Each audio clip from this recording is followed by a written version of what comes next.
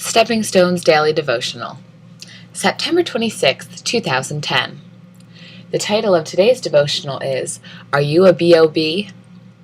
Transformational Thought. In the middle of junior year, I moved to New Jersey to finish high school. I left behind a lot of friends that I had known for several years and shared many great experiences with. New Jersey was different in so many ways, especially with lots of temptations and a faster pace.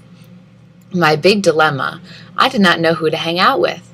The popular guys, the jocks, the heads, druggies, the troublemakers, the punkers, the brains, the clowns. Never thought of hanging out with the Christians because they were boring. Each group had pros and cons. What I didn't realize was the group I picked out would have a big influence on me. One of the first days at my new school, I met my new baseball coach, a different guy with a mixed reputation amongst the students. On away game bus trips, he had a saying, "Don't be a Bob."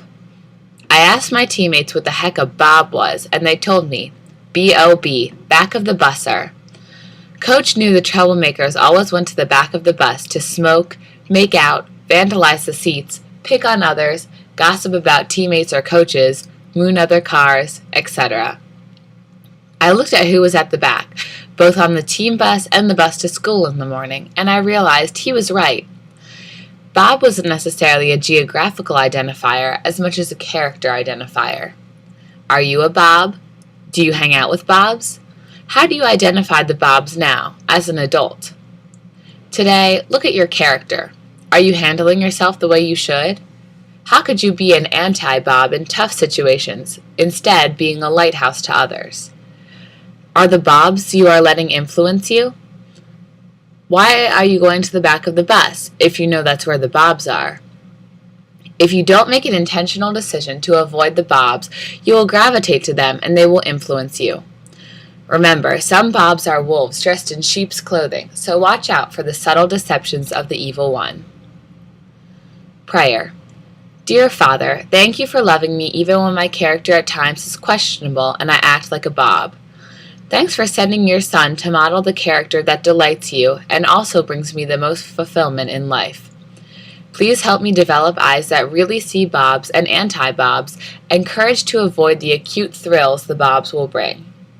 Help me submit to the Holy God's Spirit's guidance as I see who you put in my life to guide me and model godly character.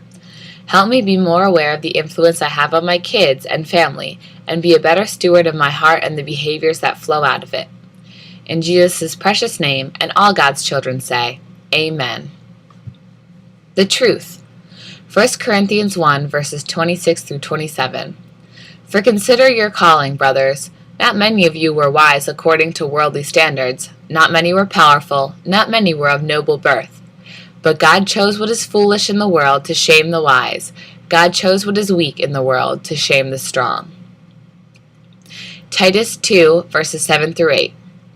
Show yourself in all respects to be a model of good works, and in your teaching to show integrity, dignity, and sound speech that cannot be condemned, so that an opponent may be put to shame and have nothing evil to say about us.